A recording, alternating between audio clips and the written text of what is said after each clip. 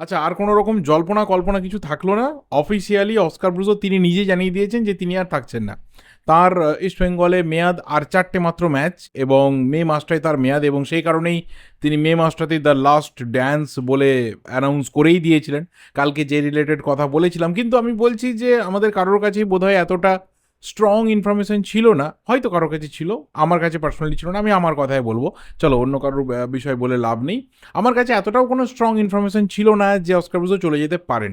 Definitely একটা কোথাও দোলাচলের জায়গা, একটা মনোমালিন্যের জায়গা, একটা ডিস্টেন্স, এসব আপডেট আসছিল। কিন্তু আমি কালকে কেন খুব নেগেটিভ টার্মে ভিডিওটাকে নিয়ে যেতে চাইনি, তাহলেই বহু ইস্টবেঙ্গল সমর্থক তারা এসে ভিডিওতে কমেন্ট করতেন যে এই সিচুয়েশন যেখানে ইস্টবেঙ্গল লিগটা জিততে পারে, যেখানে ইস্টবেঙ্গল একটা ভালো জায়গাতে যেতে পারে এবং ইস্টবেঙ্গল সমর্থকরাও সেই আশাতে বুক বাঁধছে, সেখানে হঠাৎ করে এসে এই ধরনের নেগেটিভ কথা বলার কি দরকার রয়েছে।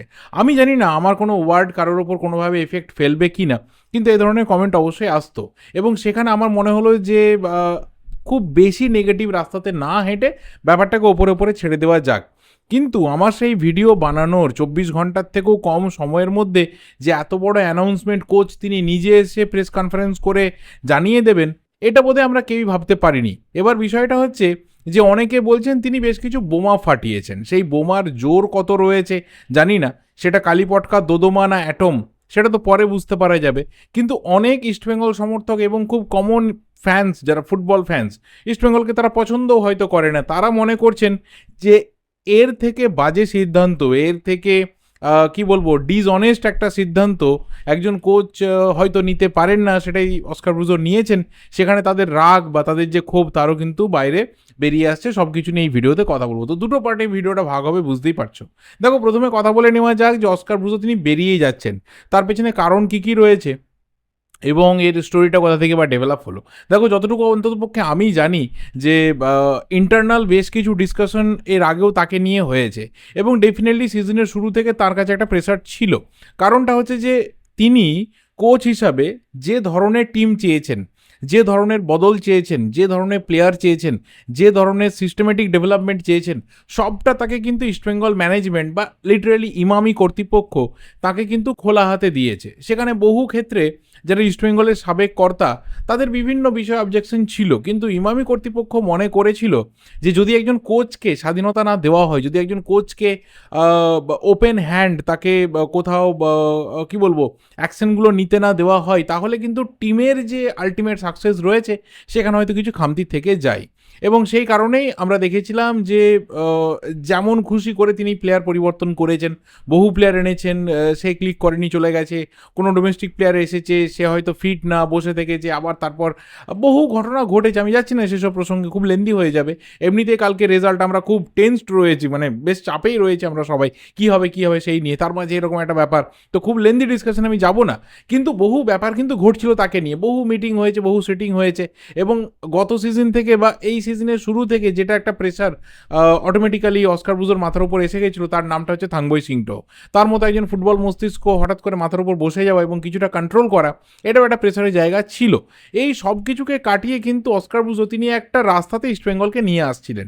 আমি নিজেও ভিডিও বানাতে গিয়ে বহু কমেন্ট পেয়েছি পজিটিভ অস্কার ব্রুজোকে নিয়ে, যে তিনি কিন্তু মোটামুটি একটা রাস্তা তৈরি করছেন, তিনি একটা কোথাও ভিশন দেখাতে পারছেন, তিনি সময়ই পেলে হয়তো ইস্টবেঙ্গলকে সাকসেস দিতে পারবেন, যে সাকসেসটা ইস্টবেঙ্গল বহু বছর পায়নি, সেটা হচ্ছে ডোমেস্টিক লিগ জেতা। এবার এই সিজনে সেটার চান্স কিন্তু খুবই বেশি রয়েছে, খুবই বেশি রয়েছে। কারণ এই মুহূর্তে আমরা যদি খুব লিগ টেবিলটাকে ক্লোজলি মনিটর করি, তাহলে দেখব যে ইস্টবেঙ্গলের সবথেকে বড় বাধার যে নামটা, সেই নামটা হচ্ছে মোহনবাগান এবং মুম্বাই। এই দুটো প্রতিপক্ষ, এই দুটো প্রতিপক্ষকে যদি ইস্টবেঙ্গল বিট করতে পারে, তাহলে ইস্টবেঙ্গলের লিগ জেতা কেউ আটকাতে পারবে না। বাকিরা তারাও অনেকে সুযোগের মধ্যে রয়েছে, কিন্তু ইস্টবেঙ্গলের চান্স হয়তো আরও একটু বেশি হায়ার। অনেক আলোচনা করেছি সেসব বিষয় নিয়ে, কিন্তু সেখানে অস্কার ব্রুজো তার এই সিদ্ধান্ত, এটা হঠাৎ করেই এলো, এটা আমরা আপাতত বুঝতে পারছি। কিন্তু যে ধরনের আলোচনা, যে ধরনের ডিসকাশন, যে ধরনের ইন্টারনাল ডিসকাশন বহুদিন ধরে ইস্টবেঙ্গলের অন্দরে ডেভেলপ করছিল, আজকে সেটার একটা আউটকাম আমরা দেখতে পেয়েছি। এবার ব্যাপারটা হচ্ছে যে সিজন শেষে কোচ থাকবে কি থাকবে না, তার কন্ট্রাক্ট এক্সটেনশন হবে কি হবে না, এর একটা লেন্দি প্রসেসে ইস্টবেঙ্গল ঢুকতো, ডেফিনেটলি ঢুকতো, সেখানে টিম বিল্ড আপের একটা ধাক্কা খেত। আমার মনে হয় যে এখানে একটা পজিটিভ ব্যাপার ইস্টবেঙ্গলের জন্য থাকলো যে ঠিক আছে এই সিজনে যা হবে হবে, পরবর্তী সিজনের প্ল্যানিংটা কিন্তু যেই দিনকে এই সিজনের লাস্ট ম্যাচটা শেষ হয়ে যাবে বা আজ থেকেই ধরে নেওয়া যেতে পারে, ইস্টবেঙ্গল কিন্তু অফিসিয়ালি প্ল্যান করতে শুরু করে দেবে যে নতুন কাকে আনা যেতে পারে, কীভাবে টিম তৈরি করা যেতে পারে, কোন কোন বিদেশি প্লেয়ার বা ডোমেস্টিক প্লেয়ারদের রাখা যেতে পারে, কাদের রাখা যেতে পারে না, এটসেট্রা। তো আলাপ আলোচনা বহু ধরনের ব্যাপার কিন্তু ইন্টারনালি চলছিল, এরকম না যে অস্কার ব্রুজোকে নিয়ে কিছু চলছিল না। কালকে আমি তার যতটা আভাস দেওয়ার মানে কি বলবো চেষ্টা করেছি দেওয়ার, যতটা পজিটিভ ওয়েতে দেওয়ার চেষ্টা করেছি আমি কিন্তু কালকে দিয়েছি। এবার ব্যাপারটা হচ্ছে যে তিনি বেশ কিছু বোমা ফাটিয়েছেন। কি কি বোমা ফাটিয়েছেন? তিনটে খুব মেজর ব্যাপারকে তুলে ধরেছেন। এক হচ্ছে রোড ম্যাপ।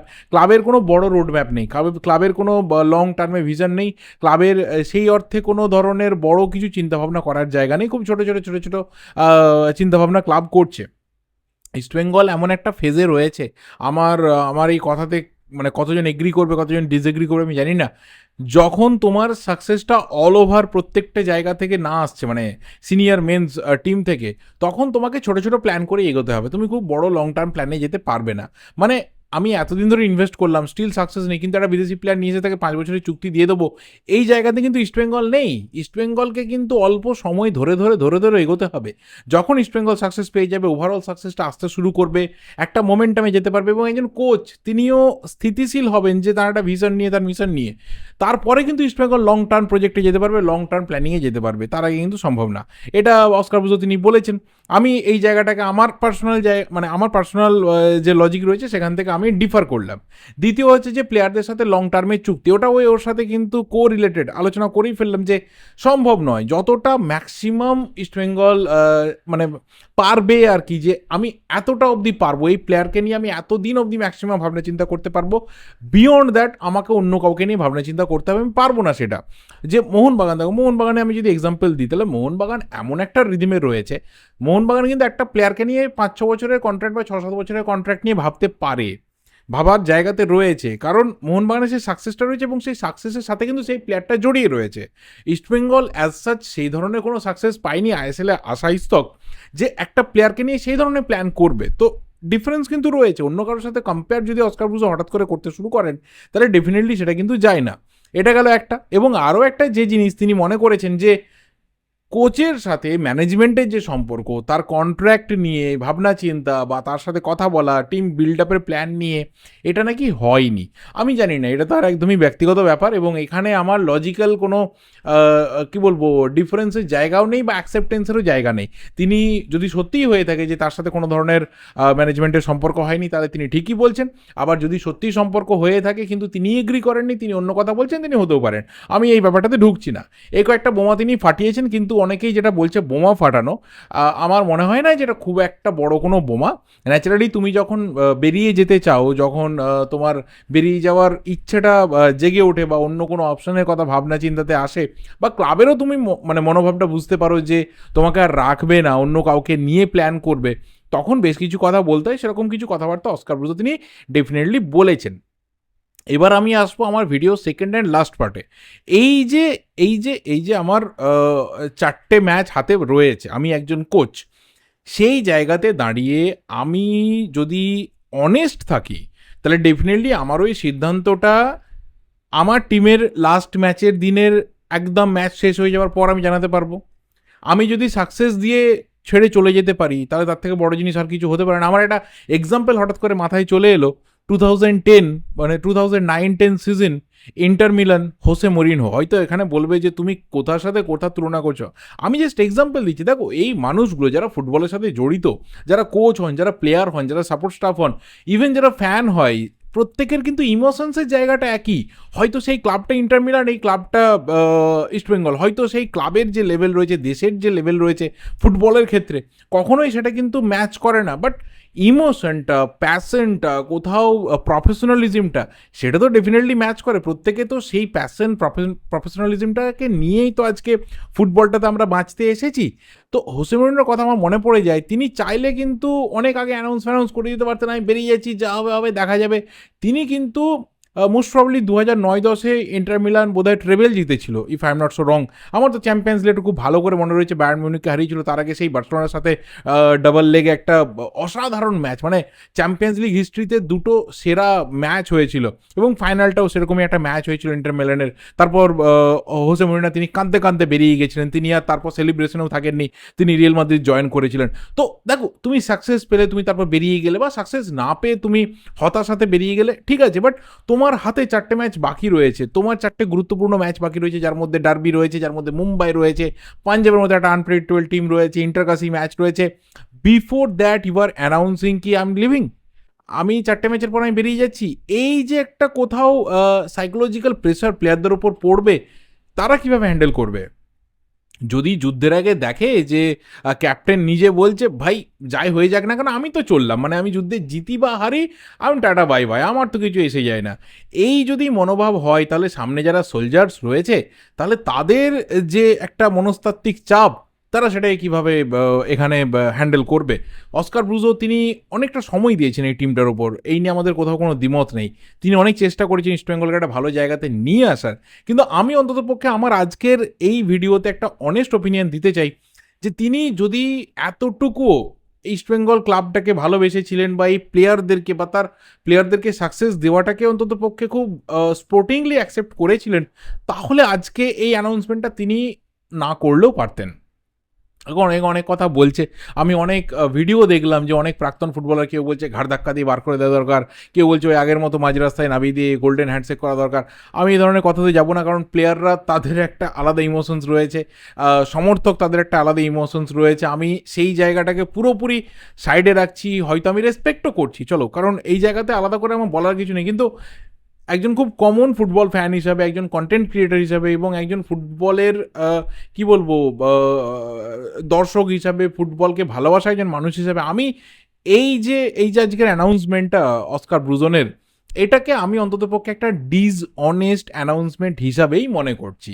তিনি এটা হোল্ড করে রাখতে পারতেন, তিনি অপেক্ষা করতে পারতেন, তিনি ডার্বির পর বলতে পারতেন, তিনি লাস্ট ম্যাচের পর বলতে পারতেন, সেটা সময় ছিল তার কাছে, প্রয়োজন ছিল না। এই হাতে 4টে ম্যাচ রয়েছে, এবং তার আগে তিনি একটা এই ধরনের অ্যানাউন্সমেন্ট করছেন, যার এফেক্টটা গিয়ে ম্যাচের উপর পড়তে পারে, প্লেয়ারদের উপর পড়তে পারে, পারফরমেন্সে পড়তে পারে। এবং এখানে দেখো, ইস্টবেঙ্গল ফ্যান্সরাও তো ডেফিনেটলি প্রশ্ন তুলবে, যে তুমি যখন ডিসাইড করেই ফেলছো তুমি থাকবে না, তুমি চলে যাবে, তোমার প্রয়োজন নেই এখানে থাকার, তুমি বিভিন্ন ধরনের সমস্যার কথা তুলছো, তুমি বোমাও ফাটাচ্ছ লিটারেলি, তাহলে এর পরের ম্যাচগুলোতে যে তুমি ডেডিকেটেডলি ইস্টবেঙ্গলের হয়ে ভালো কিছু করবে, তার গ্যারেন্টি কি রয়েছে?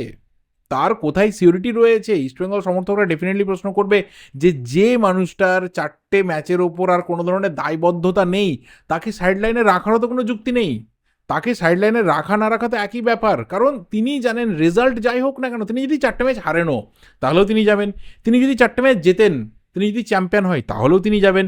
তিনি যেমনই পারফরমেন্স দিন, তিনি যাবেন। তাহলে যে যাবে, তো তাকে যেতে দাও ভাই, তাকে ধরে রাখার কোনো প্রয়োজন নেই। 4টে ম্যাচে ইস্টবেঙ্গল যাই করুক, কিন্তু এইরকম একজন মানুষ, যিনি মাঝপথে দলকে কোথাও একটা বড় প্রশ্নের সামনে দাঁড় করিয়ে দেন, তাকে আর 4টে ম্যাচে দায়িত্বে রাখার খুব একটা যুক্তি আছে বলে এটা আমারও মনে হয় না। সেখানে ইস্টবেঙ্গল যায় পারফরমেন্স করুক, যার থেকে আর সেই ডেডিকেশনটা পাওয়া যাবে না, যার থেকে আর সেই প্যাশনটা পাওয়া যাবে না, যার থেকে হয়তো সেই প্রফেশনালিজমটাও পাওয়া যাবে না, কারণ তিনি যেহেতু কন্ট্রাক্ট এক্সটেনশন হাবি জাবি বহু কথা বলেছেন, তাকে নিয়ে কতটা ইস্টবেঙ্গল সমর্থকরা খুব কি বলবো, বা ভরসার জায়গাতে থাকবে, বা একটু হলেও কনফিডেন্ট থাকবে তার কোনো ধরনের লাইন আপ, তার স্ট্র্যাটেজি নিয়ে, আমার কিছুটা হলেও ডাউট কিন্তু থেকে যাচ্ছে। বাকি তোমরা যারা ইস্টবেঙ্গল ফ্যান্স, ডেফিনেটলি কমেন্ট করতে থাকো, আমার কথাগুলোর সাথে এগ্রি করো, ডিসএগ্রি করো, হোয়াট এভার, সেটাকে কমেন্ট বক্সে অবশ্যই জানাতে থাকো। আমি এর থেকে বেশি আর কিছু বলবো না, এটা আমার এখানেই চ্যাপ্টারটাকে শেষ করছি। এরপর যা কিছু ডেভেলপমেন্ট হবে তখন কথা বলা যাবে। দেখা হবে পরের ভিডিওতে। টিল দেন, যদি এই ভিডিওটা ভালো লাগে লাইক করো, শেয়ার করো, চ্যানেলে নতুন হলে অবশ্যই চ্যানেলটা সাবস্ক্রাইব করে যাও। Thank you, good bye and good night.